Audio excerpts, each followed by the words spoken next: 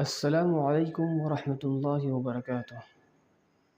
زه یم علیحان او نن مې ستاسو لپاره یو بهترین شارټس راوړی دی. راځئ چې د شارټس نه څه وګورو. راځئ. مسافره پته نه لګي چې په دې ځای کې نازې ته به څه سوچ کې یار، چې د کور سوچ پکې، کو د کار سوچ پکې، کو نن ورځ د مخالفي اغوستې د هغې سوچ پکې، کو د کپیل سوچ پکې، کو د اقامې سوچ پکې یار. والله داسې نورې دنیا مسلې دي د مسافرو، پته نه لګي چې دومره ژور سوچ کې ته تللی یار. ته به آخر څه کې یار؟